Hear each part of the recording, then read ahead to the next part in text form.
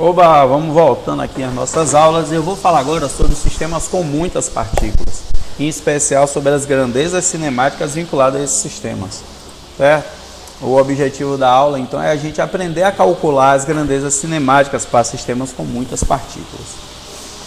Quando a gente tem um sistema com muitas partículas se movimentando, a gente já conhece o que acontece quando um corpo só se move. Certo? Quando uma partícula só se move, a gente tem já o movimento descrito por todo o conhecimento que a gente desenvolveu até agora. Mas um sistema com várias partículas, ele pode ter as partículas vinculadas, né, a ele mesmo de várias formas diferentes. Um exemplo aqui é esse taco, que tem várias partículas ligadas, né, formando esse corpo rígido. E quando a gente joga ele para cima, a gente vê que ele pode girar, rodopiar, se mover de várias formas, mas a gente vai conseguir perceber que um ponto dessa estrutura, se move como se fosse uma única partícula, certo? E esse ponto é o ponto que a gente chama de o ponto chamado centro de massa, certo? Então, uma forma que a gente tem de estudar um sistema de partículas que tem um número grande de partículas é a gente calcular o centro de massa e a gente calcular o movimento desse centro de massa como se todo o sistema se movimentasse concentrado naquele ponto. Então, as considerações que a gente faz é que o centro de massa do sistema de partículas é o ponto que se move como se toda a massa do sistema estivesse concentrada nele e todas as forças externas estivessem aplicadas nesse ponto. No exemplo que a gente tem aqui, ó, é como se o bastão, né, fosse desmontado e fosse feito de um formato simétrico, com tudo concentrado em um único ponto, com toda a sua massa concentrada em um único ponto. Então, quando a gente joga o bastão, ele se move de tal forma que o centro de massa dele, né, mantém a trajetória como se fosse de uma única partícula, certo? Então, a aula de hoje é importante para que a gente saiba como a gente calcula essas grandezas cinemáticas, ou seja, como é que a gente calcula a posição do centro de massa e a velocidade do centro de massa e a aceleração do centro de massa, né? Que são as três principais grandezas cinemáticas que nós temos. Em resumo, o que a gente precisa fazer é isso aqui, ó. A posição do centro de massa, ele vai ser uma média ponderada das posições, ou seja, eu vou multiplicar a massa do corpo vezes a posição do corpo, quantas vezes tiverem, né, necessárias. Isso aqui é um resumo básico, só para a gente entender, depois eu vou especificar como é que faz cada uma dessas contas. Então a gente tem que a posição do centro de massa vai ser o quê? A soma do produto da massa pela posição de todas as partículas que mantêm o sistema, que contém o sistema, que compõem o sistema, dividido pela massa total. Certo? Então, quando a gente consegue fazer essa conta, a gente tem aqui, ó, a posição do centro de massa. A velocidade do centro de massa vai ser também a média ponderada das velocidades, ou seja, a massa vezes a velocidade de cada uma das partículas que compõem o sistema, dividido pela massa total, né? E a aceleração, mesma coisa. Vai ser o que? A soma do produto da massa pela aceleração de cada uma das partículas e toda essa soma dividida pela massa total do sistema. A massa total é a soma, né, de todas as massas. Beleza? Isso é um resumo rápido aqui, mas a gente vai ver isso devagarzinho. Então, ó, vamos lá. A posição do centro de massa, como eu disse, ela tem que ser a soma da massa vezes a posição de cada uma das partículas que compõem o sistema. Então, se a gente for pegar o exemplo do bastão, a gente tem que pegar cada pequena partícula que tem aqui, ver a posição que ela está, ver a massa dessa pequena partícula que compõe o bastão e a gente fazer uma soma. Nesse contexto do bastão, a gente tem uma coisa que a gente chama de um corpo de distribuição contínua de massa, né? Então, aí a gente já tem que fazer de um jeitinho diferente, mas distante eu exponho como é esse jeito. Então, o que a gente precisa fazer é massa vezes a posição de todas as partículas e somar esses produtos. e dividir isso pela massa total. Uma forma sucinta e refinada, né, mais tranquila de mostrar isso é através desse somatório, desse símbolo, né, de somatório. Quando a gente coloca o somatório de i igual a 1 até n dessa quantidade aqui, o que eu estou querendo dizer é que a gente vai substituir o i pelos números que estão aqui variando inteiro, né, por inteiro, até n, e fazendo uma soma dessa quantidade que está aqui. Então veja que vai ficar o quê? Ó? Quando eu coloco i igual a 1, vai ficar m1 vezes r1, que é esse termo aqui, ó, mais i igual a 2, m2, r2, é esse termo aqui, mais i igual a 3, i igual a 4, i igual a 5, até i igual a n. E esse n é o que? É o número de partículas que a gente tem. Então, se a gente tem só duas partículas, esse n é igual a 2. Então, ó, o somatório vai ficar só até...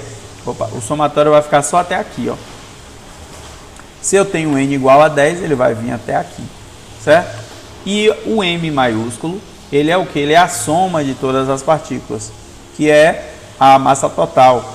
Então, é a soma da massa de todas as partículas, que é a massa total. Então, vai ser m1 mais m2 mais m3 mais m4 até o mn. Beleza? Isso daqui é para uma distribuição discreta de massa, quando a gente tem partículas espalhadas, né? E bem especificadas suas posições. Quando a gente tem uma distribuição contínua, que é o caso aqui, ó, do bastão, quando a gente tem uma distribuição contínua, aí fica um pouco mais difícil, mas também possível de fazer, que é a gente usando a integral. A gente vai pegar o massa vezes deslocamento, que a gente vai assumir é o quê?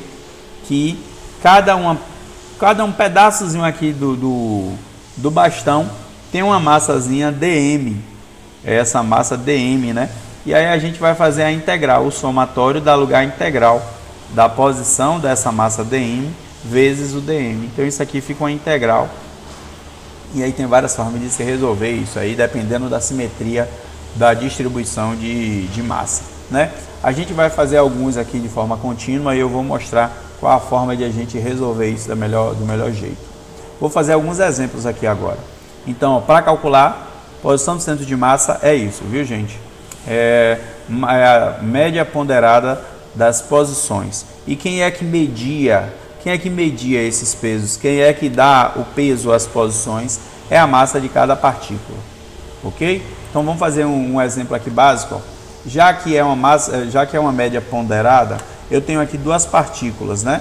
A massa 1, a partícula 1 que está nessa posição x1 e a partícula 2 que está nessa posição, ó, x2, né? Se as duas partículas tivessem massas iguais, a gente já poderia perceber que, ó, o centro de massa seria no ponto médio entre elas, né? Seria aqui no meio certinho. Mas o centro de massa, segundo aqui essa figura, está dizendo que ele está pendendo mais para o lado de cá. Se ele está pendendo mais para o lado de cá, dá para se imaginar que qual das duas massas é maior, né? Até a própria figura traz um pouquinho essa descrição, indicando aqui a esfera azul um pouco maior do que a esfera 2, um pouco maior do que a esfera 1, né? Então isso dá a noção de que o centro de massa está mais para cá. O que quer dizer o que, gente? Que se as massas forem iguais, o centro de massa é no ponto equidistante das duas. Se a massa maior estiver do lado direito, o centro de massa tende a se aproximar para a massa 2. Mas se a massa 1 fosse maior, o centro de massa se aproximaria mais da massa 1. Por quê? Porque a média ponderada, ó, quando a gente vai fazer essa continha aqui, ó, M1 vezes R1, M2 vezes R2, a massa maior vai fazer com que a posição final, né, seja a posição do centro de massa, fique mais próximo do corpo que tiver a massa maior, né? Então, ó, quanto maior for a massa do M2, mais próximo vai ser esse centro de massa. Beleza? Essa outra aqui, ó. Aqui eu tenho 3 partículas, certo? Ó, uma está nessa posição, M0, essa, 0, M1 igual a 0. outra está nessa posição aqui, ó, M2, e a outra M3 está aqui. Aí a pergunta que se faz lá no exemplo é qual é a posição do centro de massa para essas três partículas, sendo que as massas delas são 1,2 kg a 1, 2,5 kg a 2 e 3,4 kg a 3. Então, como é que eu faço esse cálculo da posição do centro de massa? A posição do centro de massa vai ser o quê? A média ponderada, né, das posições.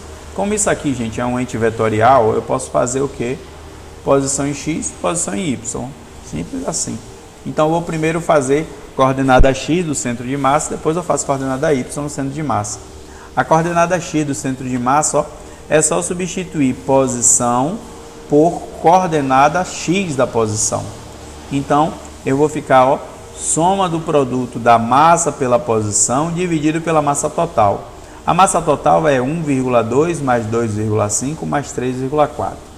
1,2 mais 2,5 vai dar 3,7. 3,7 mais 3,4 dá 7,1. Então, aqui é a massa total. Para x, eu preciso descobrir a posição, a coordenada x de cada uma das partículas. Esse pode ser uma dificuldade para muitos, porque aqui, ó, eles indicaram que essas três partículas eles formam um triângulo equilátero com lados iguais, certo? Todos eles têm lados iguais aqui. Então, eu tenho que o M1 está na posição 0 em x, 0 em y. Então, por isso aqui, ó, a coordenada x igual a 0.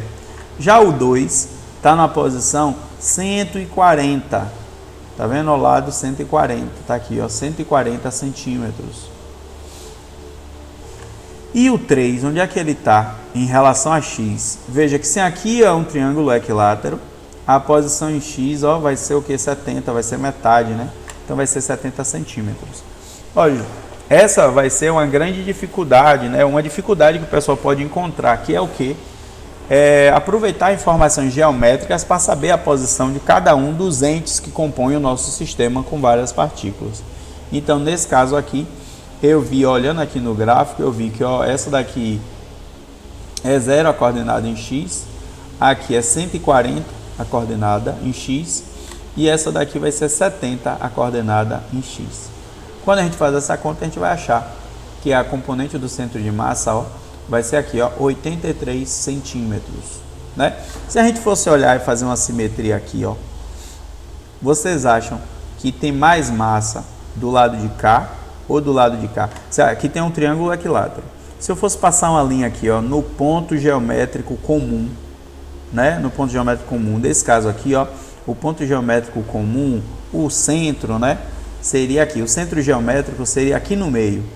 E a gente viu que por M2 ser maior do que M1, a centro de massa passou para o lado de cá, mais para o lado de cá. Se eu for fazer uma análise parecida com aqui, ó, eu posso chegar a fazer assim, ó. Eu posso passar aqui e dizer, ó, do lado de cá e do lado de cá. Aqui é o eixo em X, né? É o eixo geométrico do sistema. Aí eu quero saber o quê? Eu quero saber onde é que tem mais massa. Tem mais massa do lado direito ou do lado esquerdo? Tem mais massa do lado direito. Por isso que o centro de massa é mais voltado para o lado de cá, certo? Aqui também a gente pode fazer uma coisa muito parecida, ó, né? Aí, vamos lá fazer aqui, ó, a componente Y. Como é que a gente faz a componente Y? De novo, produto da massa pela coordenada Y de cada uma das partículas, o produto delas e a soma, né, desses produtos, dividido pela massa total. Então, as massas não mudam, 1,2, 2,5, 3,4, mas as posições mudam. Qual é a coordenada Y da 1? É 0. Qual a coordenada Y da 2? 0 também. Qual é a coordenada Y da 3? A Y da 3 a gente tem que agora ter um cuidado em fazer aqui, ó, porque, ó, se aqui é um triângulo equilátero, eu sei que esse ângulo aqui, ó, é um ângulo de 60 graus. Então, como é que eu descubro a coordenada Y? A coordenada Y tem que ser hipotenusa vezes seno, né, de 60. Aí, quando eu fizer essa conta, a gente vai obter 121,24 centímetros, né? E aqui no exemplo do livro ele preferiu aproximar para 120. Então, ó, eles fizeram a aproximação aqui, ó, de 120, né? 120 centímetros, estão vendo? Então, pronto. Se aqui é 120 centímetros, quando a gente resolver essa conta, vai dar 58 centímetros. Então, ó, vamos lá. Se daqui para cá é 120, significa que a metade dele, né? Daqui para cá é 120, a metade dele vai estar aqui em 60. Aí a pergunta é, o centro de massa, ele vai estar acima, ele deveria estar acima do 60 ou abaixo do 60? A gente vai descobrir se ele deveria estar acima ou abaixo, dependendo da distribuição de massas. Veja que a massa 3, que é a que está em cima, ela tem 3,4. E a massa 1 e 2, que estão para baixo, ela tem 1,2 mais 2,5, dá 3,7. Ou seja, tem mais massa embaixo do que mais massa em cima. De tal forma que a tendência é o centro de massa ser um pouco mais para baixo do eixo geométrico, do eixo de simetria geométrica, mais para baixo. E em relação ao eixo geométrico aqui, ó, em relação a x, ele tem que estar mais para a direita. Veja aqui, ó, 58 centímetros aqui em y e 83 centímetros, ó, aqui em x. Então esse é o ponto centro de massa. A ideia é só a gente fazer essas contas, certo? Quando a gente tem uma distribuição contínua de massa, né, mas só que é uma distribuição contínua em corpos com simetria, fica fácil de a gente fazer usando uma relação que eu vou mostrar aqui agora para vocês. Olha o que ele diz aqui, ó. A figura A mostra uma placa de metal uniforme de raio 2R, ou seja, ó, essa placa azul aqui, ó, tem raio 2R, ela é esférica, da qual um disco de raio R foi removido em uma linha de montagem. Então, ó, é uma placa grande que foi removido um disco de raio R, tá vendo, ó? Nessa posição aqui. Então veja que é uma estrutura furada, né? Usando o sistema de coordenadas x, y da figura, localiza o centro de massa da placa. Prontinho. Olhando aqui, gente, a gente já pode tirar uma ideia, né? Ó, se eu olho, a gente vai fazer assim, ó. O centro geométrico, se a esfera, se essa circunferência, se esse disco fosse cheio, fosse completo, o centro de massa dele seria o centro geométrico dele. Seria bem aqui no meio, certo? Então, o eixo seria aqui. Aí, então, ó, se a gente corta aqui no meio, a gente vai ter que existe uma mesma distribuição de massa, tanto para cima quanto para baixo. Significa, então, que o centro de massa ele não vai mudar nem para cima nem para baixo, porque a quantidade de massa em cima e embaixo é a mesma. Então, a componente x ou a componente y do centro de massa ela não vai mudar, vai continuar igual. O que vai mudar é a componente x do centro de massa. Por quê? Porque ó, se eu divido aqui no meio, no centro geométrico da figura, eu vou ver o quê? Ó, que para o lado de cá tem mais massa do que para o lado de cá. Né? Então eu sei que ele vai se deslocar mais para cá. O que eu quero saber é o quanto que ele vai se deslocar para cá. Certo? Em y eu já sei que o centro de massa, a coordenada do centro de massa em y vai ser 0. Já em x eu sei que vai se deslocar um pouco para cá. Seria 0, mas vai se deslocar para cá. A pergunta é como é que eu faço essa conta? A ideia aqui, gente, é o seguinte. A ideia é que a gente vai ter que fazer duas coisas. Primeiro, a gente vai ter que assumir, a gente vai ter que considerar que essa parte removida, né, ela é uma parte, ó, que estava no corpo e que faz parte de um sistema de duas partículas, um sistema com duas partículas, uma que vai representar o círculo grande e outra que vai representar esse círculo pequeno que foi removido. Então, para o círculo grande, qual é a posição do centro de massa dele? Para o círculo grande, a posição do centro de massa é aqui no meio, certo? Então, a posição do centro de massa dele é 0, tanto em x quanto em y. Já para esse outro que está aqui, ó, que vai ser removido, né? Então esse aqui é o que vai ser removido. O centro de massa dele é onde? O centro de massa dele é no meio dele. Como ele tem raio R, a posição dele vai ser menos R em X. Certo? Essa é a primeira consideração. A primeira consideração que a gente vai fazer aqui é esse sistema, que é esse sistema com a parte retirada, ele pode ser um sistema equivalente como se fosse um corpo inteiro, né?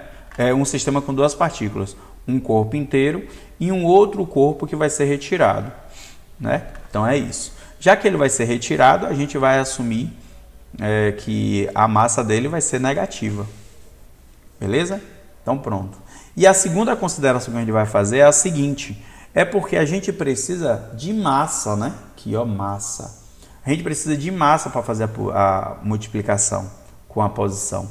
Mas não foi dado massa. A informação aqui, ó, não deu massa. Então a gente tem que usar essa relação aqui, ó. Qual é a relação? Que a gente pode descobrir a massa de uma partícula ou de um corpo a partir do volume desse corpo e a partir de uma grandeza chamada massa específica dele. A massa específica é o que muitas pessoas, não é o que muitas pessoas falam, né? Mas pode estar associada para muitos corpos à grandeza chamada de densidade. Então o que é que a gente tem aqui? A gente tem que a massa específica do corpo é a massa do corpo dividido pelo volume que ele ocupa, certo? Então, nesse caso aqui, a gente tem, ó, que os dois discos, né, tanto o que vai ser retirado quanto o inteiro, ele tem espessura H e a área vai ser A.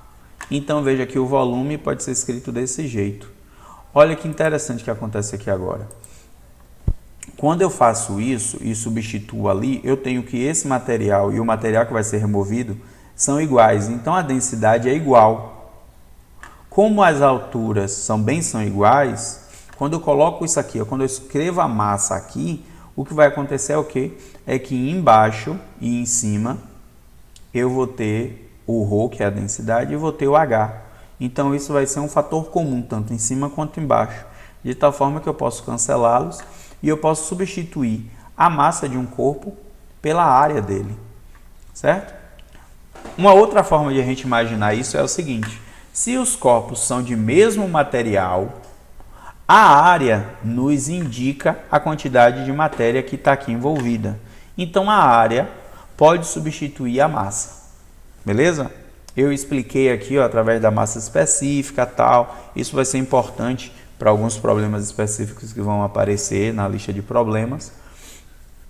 Mas uma outra análise que vocês podem fazer é a análise geométrica, que a informação geométrica traz para vocês a informação da massa que a gente precisa, certo? Então é só substituir a massa pela área.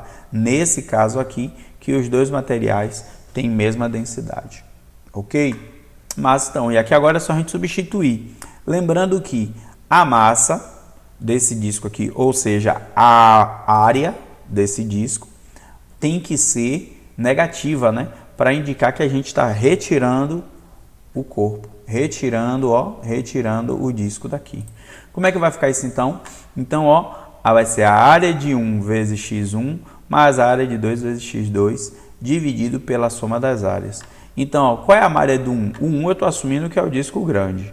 Então vai ser o quê? Qual é a área de uma circunferência? Π 2r ao quadrado, porque é π raio ao quadrado. Como o disco grande tem raio 2r, então vai ser π 2r ao quadrado. Vezes o que? Vezes a posição dele. Qual é a posição dele? 0. É bom que esse termo aqui todo já vai ser retirado, né? Aí vem agora a área 2. A área 2 vai ser menos πr ao quadrado. Ó, por que o menos? Porque o disco está sendo retirado do nosso sistema. E πr ao quadrado, por quê? Porque a área de uma circunferência, de um círculo, é π raio ao quadrado, né? E o raio da circunferência menor é r. E qual é a posição dela em x? Ó, em relação a x, a posição dela é o quê? É menos r. Está aqui. E a área, então, as áreas embaixo vai se repetir, né? π 2r, os dois ao quadrado, mais a área 2, que é menos πr ao quadrado. Então, olha o que vai acontecer. Veja que todos os termos têm π, então o π é um fator comum, ele vai cortar. Todos os termos têm r ao quadrado, o r ao quadrado também vai cortar. Só vai resultar esse r daqui, ó. Mas aqui vai ficar um 2 ao quadrado, que é 4, menos 1, vai dar 3. E o daqui de cima, ó, menos com menos, vai dar mais, vai ficar 1. Então, vai ficar 1/3 de r. Ou seja, por eu ter retirado essa quantidade aqui, né? Por eu ter retirado, ó, 1/3 da área, a posição em x mudou para o lado de cá, ó, 1/3 do raio, certo? Então, a posição do centro de massa, ó, é para cá 1/3. Eu acho que essa figura está até um pouco fora de escala, porque 1/3 deveria estar mais por aqui, ó. Mas a conta já mostra para a gente que a posição em x vai ser 1/3. A posição do centro de massa só vai ser mais para o lado de cá 1/3.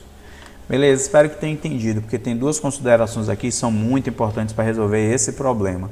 Primeira consideração é que a gente vai considerar um corpo com a parte retirada sendo um sistema com duas partículas, sendo que uma partícula ela está inteira e a outra está com massa negativa, para indicar a retirada. E a outra consideração que a gente vai fazer é que a massa vai ser substituída pela área, porque a área é a informação que nós temos que indica para a gente a quantidade de matéria. Beleza? Então, essas duas informações, esses dois exemplos, mostram para vocês como é que a gente pode calcular centro de massa. Vou mostrar então para vocês aqui agora os problemas que a gente tem ali. E alguns desses problemas são os que vão ser destinados na lista de problemas para vocês resolverem. Então, ó, como é que eu calculo? O primeiro problema que tem lá no livro é esse aqui, ó. Uma partícula de 2 kg tem coordenadas menos 1,2 metros em x, né, e 0,5 metros. E uma partícula de 4 kg tem coordenadas 0,600 metros em x e menos 0,750 metros em y. Ambas estão em um plano horizontal. Em que coordenada x e y deve ser posicionada uma terceira partícula para que o centro de massa do sistema de 3 partículas tenha a coordenada tal? Olha que interessante esse problema. Esse problema ele nos dá duas partículas, a posição delas duas, e depois nos fala de uma terceira partícula que vai ser colocada nesse sistema de partículas, né, em alguma posição que a gente desconhece. E aí ele pede que ele quer saber qual é a posição dessa terceira partícula para que o centro de massa tenha esses valores, tanto de x quanto de y. Então, ó, eu vou até voltar aqui rapidinho. Fica aparecendo um problema desse tipo aqui, ó, 3 partículas, mas ele não está querendo saber o centro de massa. Ele está querendo saber o x3 e o y3, né? Porque o x do centro de massa e o y do centro de massa, ele já dá. Então, veja que é pegar essa equação, substituir aqui os valores, exceto o x3, mas você tem o x do centro de massa e o y do centro de massa, e aí você isolar o x3 e o y3, certo? Então, é um exemplo, é um problema não muito difícil, vale a pena vocês refazerem aí, viu? Vocês fazerem aí direitinho. É um exemplo simples, por isso que eu não vou fazê-lo. A figura mostra um sistema de 3 partículas de massa M1 igual a 3 kg, M2 igual a 4 kg e M3 igual a 8 kg. As escalas do gráfico são definidas por x, s igual a 2 metros e y, s igual a 2 metros. Então, veja aqui, ó, x, s e y, s são 2 metros. Isso indica para a gente o quê? Que cada quadradinho desses, tomara que vocês tenham conseguindo ver, mas cada quadradinho desse, ó, equivale a 1 metro, né? Cada quadradinho. E por que essas informações são importantes? Porque com essas informações a gente consegue definir as posições das partículas. Exemplo, a partícula 1, qual é a posição dela? A posição dela é 0 em x e 0 em y. A posição 2, qual é a posição dela? É 2 em x e 1 em y. E a partícula 3, qual é a posição dela? Vai ser 1 em x e 2 em y. Certo? Então, eu já tenho as posições, tenho as massas. O que é que ele vai querer? Quais são as coordenadas x e y do centro de massa do sistema. Então ele quer saber o centro de massa do sistema. 3 partículas, a gente recai de novo, ó, nessa equação, né? A diferença aqui é que o XS é o que é solicitado e a massa é dada, e o XY e o X1, X2 e X3 a gente tem que descobrir, né? Descobrir como? Observando o gráfico. E aí pronto, a gente já viu aqui. Ele pergunta depois, ó, se M3 aumenta gradualmente, o centro de massa do sistema se aproxima de M3, se afasta de M3 ou permanece onde está? Segundo o que a gente discutiu, espero que você já saiba essa resposta. Porque se a gente aumenta o valor de M3, a ideia é que o centro de massa vai se aproximando dele, certo? Cada vez mais. Nesse contexto aqui, ó, fica um pouco difícil de a gente fazer aquela discussão, mais para cima, mais para baixo, tal, porque a distribuição não está tão equilibrada, né? Eu poderia buscar aqui um triângulo meio inclinado, mas eu acho que é uma discussão que não vale a pena ser feita. Vale a pena só vocês entenderem que eu tenho as massas das partículas, tenho como obter as posições delas através do gráfico. Aí aqui agora já para obter o sistema, as coordenadas do centro de massa, basta eu colocar tudo isso aqui na conta lá e fazer a conta, certo? Esse problema aqui é um problema que é o nosso primeiro problema da lista de exercícios. Vocês já podem até separar ele para vocês fazerem. Veja que o que ele pede aqui, ó? Quais são as coordenadas x e y do centro de massa da placa uniforme da figura se L for igual a 5 centímetros. Então ele dá uma escala de L igual a 5 e pede para a gente calcular, ó, o centro de massa dessa estrutura. Como é que pode se fazer isso? Eu tenho várias ideias aqui, mas vou falar uma delas, né?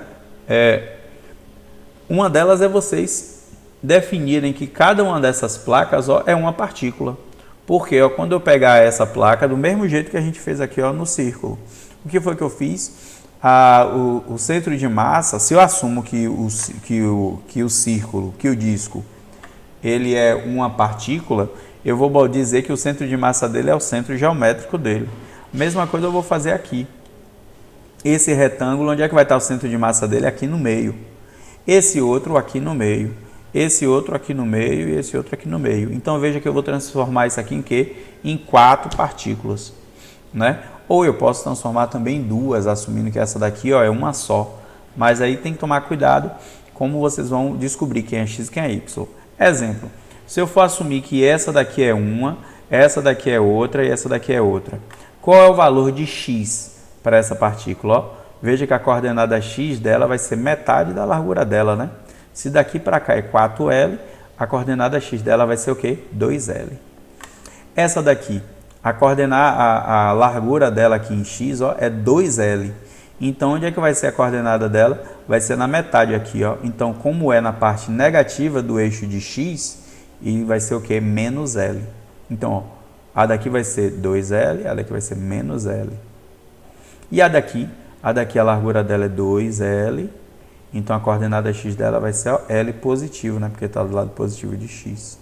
Então, veja, eu já dei para vocês as 3 coordenadas. Ó, vou voltar aqui rapidinho.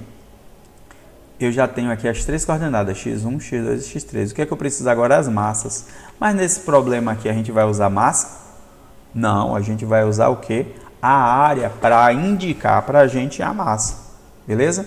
Ele diz que a placa é uniforme para a gente entender, ó, que a densidade, aquela massa específica que eu tinha comentado, a massa específica é igual. Então, se a massa específica é igual, a gente pode usar as áreas para representar a massa. Então, ó, qual é a massa dessa daqui? A massa dessa daqui, ou a área dessa daqui, né, vai ser representada por 4L. Já que é um retângulo, é só eu pegar uma área, um lado vezes o outro. Então, isso aqui vai ser 4L ao quadrado, a área.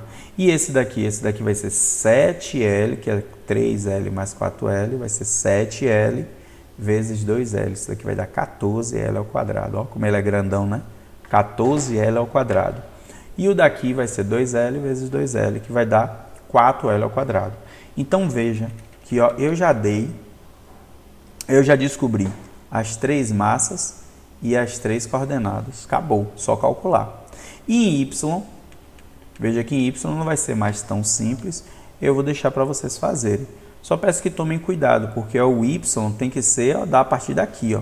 Então, já que a posição do centro de massa dele é aqui, vai ser quanto? Daqui para cá, vale quanto? Tem como descobrir só olhando as larguras, viu, gente? Vamos fazer aí, depois vocês me falam qual foi o valor. Essa outra daqui, a figura ao lado, mostra 3 barras finas e uniformes de comprimento L igual a 22 centímetros. Tem aqui, ó, todas de comprimento L igual a 22. Formam um U invertido. Cada barra vertical tem massa de 14 gramas e a barra horizontal tem massa de 42 gramas. Quais são? Letra A, a coordenada X, e letra B, a coordenada Y do sistema. Ou seja, ele deu 3 barras e quer saber o centro de massa. Ó, a ideia é o seguinte, ó, como tem essas barras aqui, a gente pode não estar em escala, né? Eu acho que não está em escala porque esses L não está aparecendo tanto esse L daqui. Então fica parecendo que isso aqui é um retângulo, mas isso aqui deveria ser um quadrado. Então eu penso assim, ó, se eu passo uma linha aqui, vocês acham que tem mais massa em cima ou embaixo? Mais massa em cima. Então eu sei que o centro de massa tem que estar mais próximo do de cima do que do de baixo. Se eu passo um outro eixo, que é aqui, ó, né, aqui na vertical. Se eu passo um eixo na vertical, tem mais massa do lado direito ou do lado esquerdo? Veja que não tem distribuição diferente de massa. A massa é igual de um lado e de outro. Então eu sei que a coordenada X não vai mudar. A coordenada X vai continuar sendo L sobre 2. A coordenada X do centro de massa vai continuar sendo L sobre 2. A que vai mudar é o quê? É o Y do centro de massa. Então, de novo, eu posso transformar isso aqui, ó, em um sistema com 3 partículas. Se é um sistema com 3 partículas, eu tenho que pegar o quê? A massa de cada um deles, a posição de cada um deles e fazer a conta. Se eu quisesse fazer em X, para provar que X é L sobre 2, eu vou ter que fazer assim. Ó. Qual é a coordenada X dessa haste? 0. Qual é a coordenada X dessa haste? L. Qual é a coordenada X dessa haste? Veja que eu tenho que pegar sempre o centro geométrico dela, né? Do mesmo jeito que aqui eu peguei o centro geométrico, ó. Esse aqui mesmo, ó, gente, tem 3L, 4L. Qual é o centro geométrico dele? O centro geométrico é um pouco para baixo. É metade de L para baixo. Então, ó, o X vai ser negativo e o Y também vai ser negativo. Então, no daqui, ó, aqui está o meio, vai ser o quê? L sobre 2. Então, é só eu pegar as massas que a gente já sabe.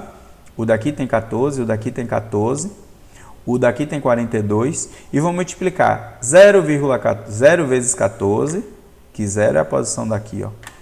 L vezes 14, mais L sobre 2 vezes 42.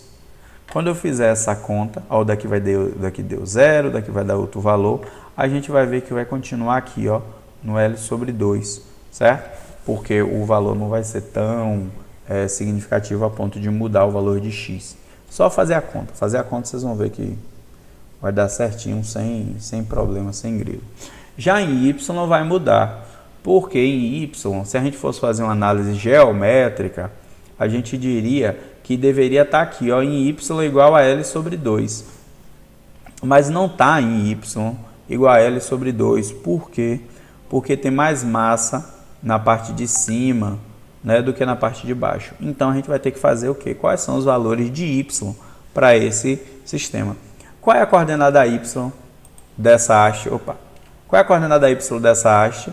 A coordenada Y dessa haste é menos L sobre 2, tá vendo? Ó? É metade do L para baixo. Qual é a posição do centro de massa dessa outra haste? Mesma coisa, ó, menos L sobre 2.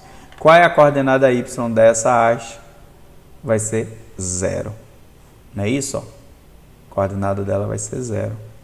Então, eu vou chegar e pegar L sobre 2 vezes 14, mais L sobre 2 vezes 14, mais 0 vezes 42. Tudo isso dividido pelo quê? Pela soma das massas, que é o quê? 14 mais 14 mais 42. E aí eu vou fazer a conta e eu vou ver que a massa vai ser um pouco deslocada para o alto, né? Aí a gente vai, ó, conseguir o centro de massa um pouco mais aqui para o alto. Só vocês fazerem, vai recair na mesma configuração dessa daqui, ó, onde o X e o Y, o X e os Y, né, vão ser encontrados a gente olhando o centro de massa das hastes, certo? E as massas são dadas aqui no problema. Um outro problema é esse daqui, ó. E esse problema tem várias formas de a gente resolver aqui, né? Tem duas formas interessantes de se resolver. Tem uma forma direta, que é a forma exata, olhando para a fórmula, e a outra forma, que é uma forma mais intuitiva, que faz com que a gente resolva de um jeito mais rápido. Ó. Na molécula da amônia, que é essa aqui na NH3 da figura, 3 átomos de hidrogênio formam um triângulo equilátero com o centro do triângulo a uma distância D, 9,40, 10 a menos 10 metros de cada átomo de hidrogênio. Então, ó, essa distância D está aqui, ó. Eles têm uma distância, cada átomo de hidrogênio tem uma distância D do centro. Tá vendo essa distância D aqui, ó? Pronto. O átomo de nitrogênio está no vértice superior da pirâmide. Então, o átomo de hidrogênio está aqui em cima, né? Com 3 átomos de hidrogênio formando a base. A razão entre as massas de hidrogênio de nitrogênio e de hidrogênio é 13,9 e a distância de nitrogênio e hidrogênio é 10,14, 10 a menos 11 metros. Ou seja, o L tem o valor do L aqui, ó. Então, eu tenho o valor do L, eu tenho o valor do D, tem um monte de informação aqui. Quais as coordenadas do centro de massa? Prontinho. Então, ó, veja que aqui agora é uma estrutura tridimensional. Se é uma estrutura tridimensional, é importante, quando a gente for fazer, a gente não pode mais fazer só x e y, né? Como nesses exemplos aqui que a gente fez só fez só x e y. Por quê? Porque essa estrutura também tem uma direção z que está aqui, ó, certo? Então, se eu fosse fazer aqui, se a gente for fazer, a gente tem que chegar e pegar qual é a coordenada x, y e z dessa, qual é a coordenada x, y e z dessa, qual é a coordenada x, y e z dessa, qual é a coordenada x, y e z dessa. Veja que para essa daqui a coordenada x vai ser D, né, positivo. Qual a coordenada y? 0.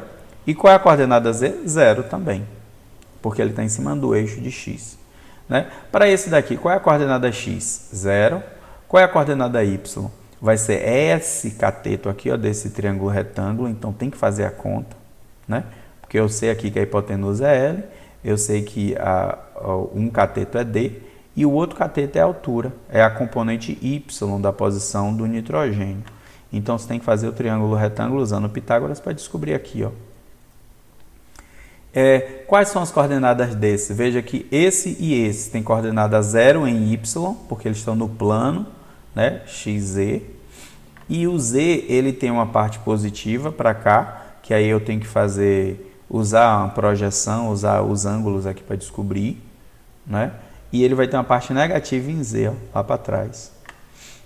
Beleza? Então, veja que dessa forma eu descubro as coordenadas dele. E x eu tenho que fazer para o lado de cá, né? Faço aqui, ó. Os dois vão ter a mesma coordenada em x, mas um vai ser positivo, outro negativo. E o y vai ser 0. Pronto, fazendo isso, tenho todas as coordenadas. E como é que eu descubro a massa? A massa a gente vai ter que usar essa informação aqui, ó, da razão entre as massas do nitrogênio e do hidrogênio, para a gente descobrir. Quando a gente faz aqui, a gente acha. E aí fica tudo beleza, tudo ok. Mas tem um jeito mais fácil de fazer isso aqui. Qual é o jeito mais fácil? O jeito mais fácil é a gente imaginar a seguinte coisa. A gente pensar que esse triângulo que está aqui embaixo, já que é um triângulo equilátero, a gente pode assumir que todas essas 3 partículas, elas têm um centro de massa, que é aqui, ó, que é no centro do triângulo equilátero. Pronto. Então, é como se eu tivesse 2 partículas só, gente. Uma de nitrogênio e uma outra aqui, ó, que equivale a 3 hidrogênios na posição 0, 0 do meu sistema de coordenadas. Acabou, então. Aí fica muito mais fácil de fazer, porque é um sistema com só 2 coordenadas, né? Então, ó, recai um sistema desse tipo aqui, ó. Massa de 1 vai ser 3 vezes a massa do hidrogênio, massa de 2 vai ser a massa do nitrogênio. Qual vai ser a posição em x? 0, né? Porque os hidrogênios a gente vai assumir que eles todos estão ali concentrados naquele ponto. E qual é a coordenada em x do nitrogênio? É 0 também. Então veja que 0 vezes 0 vai dar 0. Então o centro de massa, ó, a gente acaba de provar que o centro de massa não muda. Se a gente só tivesse olhado, a gente já saberia isso também, né? que ó, devido à simetria do problema, não tem mais massa de um lado do que de outro. Então o x não vai se alterar, o x vai continuar aqui, certo?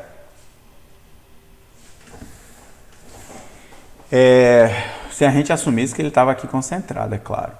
Mas e agora, como é que a gente vai fazer então com o y? Né? Como é que a gente vai fazer com o y? O y a gente vai ter que fazer a conta direitinho, porque a razão entre as massas vai mostrar uma diferença aqui, né? Para cima ou para baixo, certo? Então veja que esse raciocínio que eu falei é um raciocínio que vale para se calcular o y, né? Da melhor forma possível. Já o x e o z vai ter que usar aquele outro raciocínio lá, beleza? Espero que vocês consigam fazer aí direitinho para conseguir o melhor resultado. Vamos lá, vamos para o outro aqui. Esse outro problema aqui, ó, na figura mostra uma caixa cúbica que foi construída, né, de placas metálicas uniformes de espessura desprezível. Então, as espessuras são desprezíveis. Isso aqui é uma caixa cúbica de lado L. Significa, então, ó, que essa distância também é L, essa distância aqui também é L, porque a altura é L e ela é cúbica, né? A caixa não tem tampa e tem uma aresta L.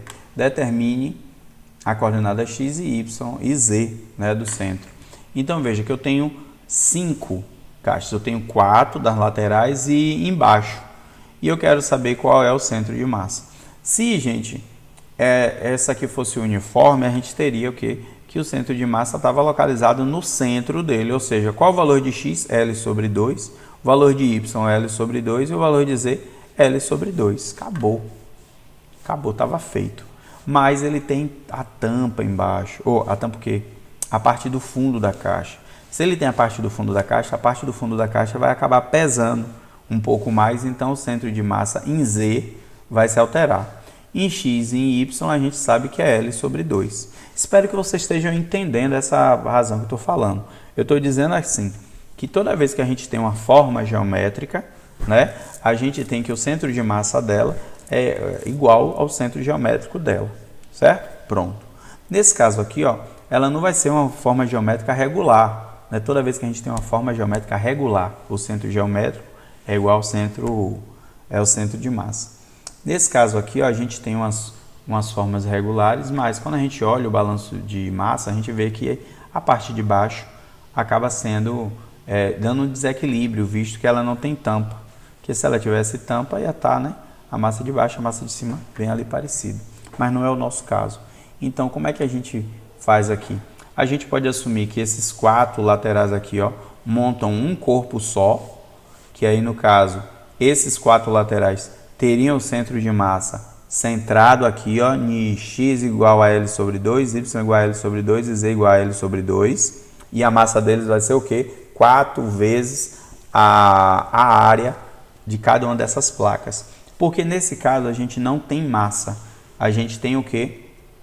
Que as placas são uniformes e tem espessura desprezível. Então a gente pode assumir as áreas. A gente calcula a área, que é o quê? L ao quadrado, cada uma dessas áreas. Então a gente vai ter, ó, que qual é a posição do primeiro conjunto? O primeiro conjunto vai ser L sobre 2 em x, em y em z, e tem massa igual a 4 vezes L ao quadrado. E o de baixo, qual vai ser a posição do de baixo? A posição em x vai ser L sobre 2, a posição em y vai ser L sobre 2, mas a posição em z vai ser 0, porque ele está lá embaixo, tá vendo? Ele está na base, ele está no plano xy. Então, o z é igual a 0. E qual é a massa dele? A massa dele vai ser representada pela área dele, que vai ser L ao quadrado. Prontinho, então isso aqui, ó, recai em um desses problemas aqui, ó, onde eu vou pegar a massa, vou representar a massa pela área, onde o x vai ser L sobre 2, esse x vai ser L sobre 2 também, as áreas, esse daqui vai ser 4L ao quadrado, esse vai ser só L ao quadrado, substitui aqui embaixo também faz. E aí vai fazer isso para y e para z. A diferença é que para z, o z1 vai ser L ao quadrado, L sobre 2, e o z2 vai ser 0. Beleza? Então é só fazer aí que vocês vão ver. E os 2 últimos problemas que eu tenho aqui, ó, são problemas que vai ser o problema 2 e 3 da nossa lista, certo? Esse daqui é um problema que a gente tem aqui agora, ó, as placas, mas essas placas têm materiais diferentes, então veja que tem mais massa de um lado do que de outro. Por quê? Porque a massa específica é diferente. Ou seja, para cada metro cúbico, ou centímetro cúbico, né?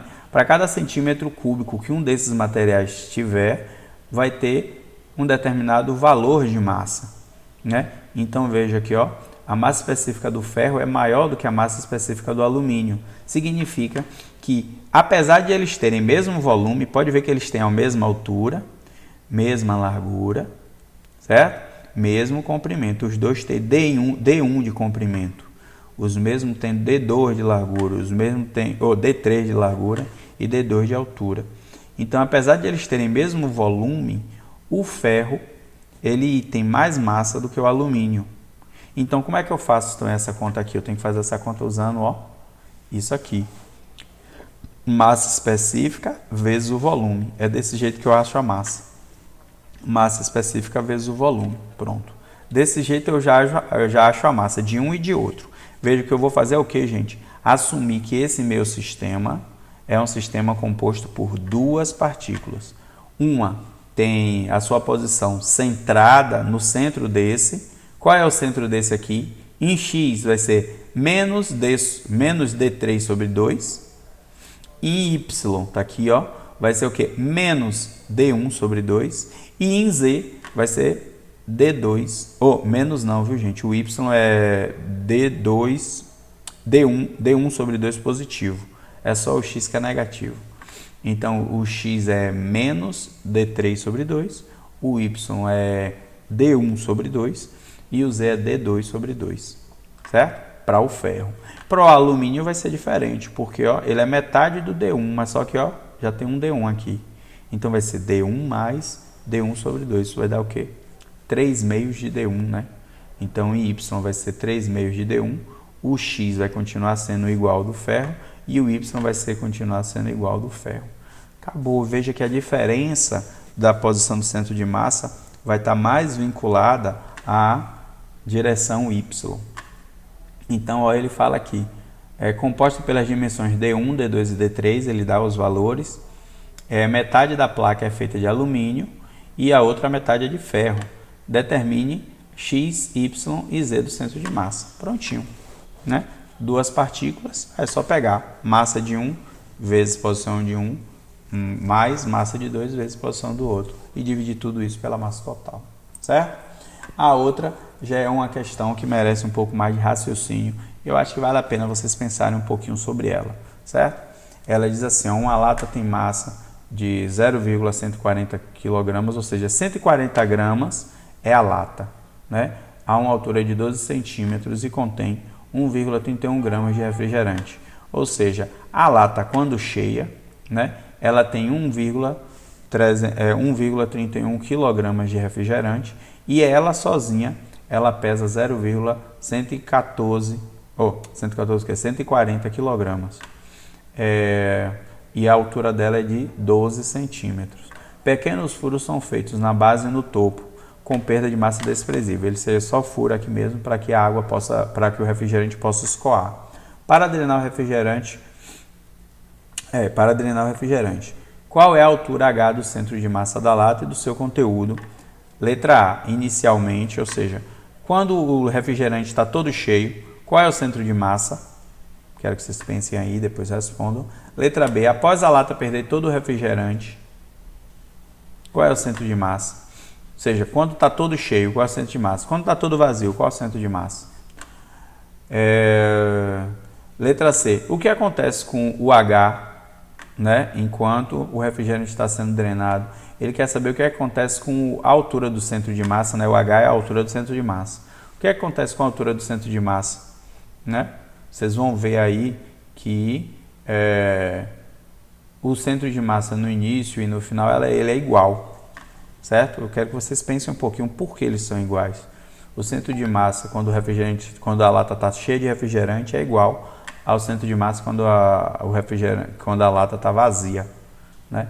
Então, e o que é que acontece com o centro de massa? Ele vai ficar constante o tempo todo ou ele muda, né?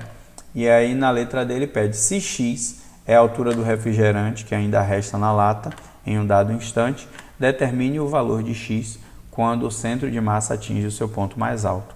Então, ele quer saber qual o valor de x quando o centro de massa atinge o seu ponto mais baixo, mais alto não, mais baixo. O que é que ele quer dizer? Esse x é o nível de refrigerante. Significa que inicialmente a lata não está cheia? Então pronto, esse x é quem? Esse x é a altura toda. Esse x é 12 no início. E no final, quando a lata está vazia, esse x é 0, porque não tem mais refrigerante. Então ele está querendo saber, quando vai esvaziando, esvaziando, esvaziando, esse x vai mudando. Vai mudando, vai mudando. E aí, o que é que acontece com o centro de massa? Porque já que eu falei para vocês que o centro de massa é igual, o que é que vai acontecer com esse centro de massa enquanto ele esvazia? Eu falei que ele é igual no início e no final. Mas e no decorrer? O que é que acontece? Ele permanece sempre o mesmo valor, ou ele diminui, ele aumenta? O que é que vocês acham? Pense um pouquinho sobre isso e responda. Então, gente, a aula de hoje fica por aqui. O contexto da aula de hoje é esse. É a gente entender como calcular a posição do centro de massa, né? Porque a partir do cálculo do centro de massa facilita vocês entenderem como calcular a posição do centro de massa. Porque já que sabe calcular a posição do centro de massa, dá para calcular a velocidade do centro de massa também.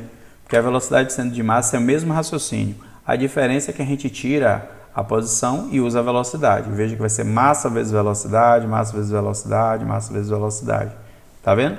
Isso daqui vai ser a velocidade do centro de massa. Se a gente tem a posição do centro de massa em função do tempo, dá para descobrir a velocidade do centro de massa fazendo o quê? A derivada em relação ao tempo, que é essa relação, né, entre velocidade e posição.